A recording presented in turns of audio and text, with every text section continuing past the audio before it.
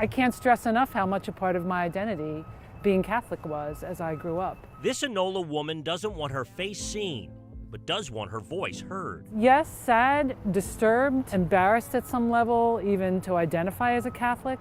And there's a real feeling of betrayal.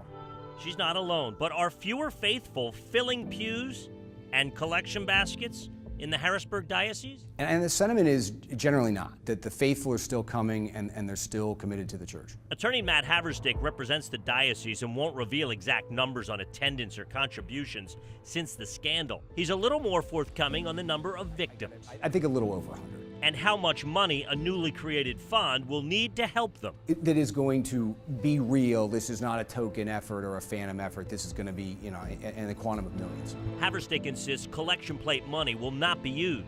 It's going to be diocesan assets, and there's going to be we believe at the end, a healthy chunk of insurance money that comes in to defray the cost. I've said many times I do not believe that the church can be trusted to police itself.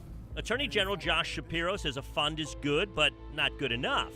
He wants windows legislation, letting survivors name and sue their abusers, even if their statute of limitations has run out. We typically don't allow criminals to be the arbiters of their own punishment, and I don't think that we should start in this case either. Many priests named in the grand jury report are dead, but not all of them. And after they get booted from the church, they're out on the streets. My predator, case in point in Johnstown, is free as a bird, and he lives just a matter of blocks away from a middle school.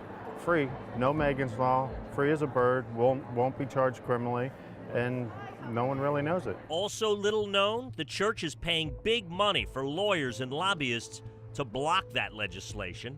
Haverstick says open that window and church doors will slam shut. The Catholic Church isn't lobbying and never has lobbied to not take care of victims. It doesn't want to be sued out of existence by plaintiffs' lawyers who come in from out of state, sue, destroy the church, and then go back to wherever they came from. Harrisburg's Ben Andriazzi is one of those lawyers who represents abuse victims. He says the church procedures are better now and children are safer, but it must do penance for sins of the past. The Catholic Church does great things. I've seen the Catholic Church do great things, but I think before they can move in the right direction, all of the dirty laundry needs to be aired so they can start from scratch. Something's wrong with the Catholic Church, and that has to be fixed.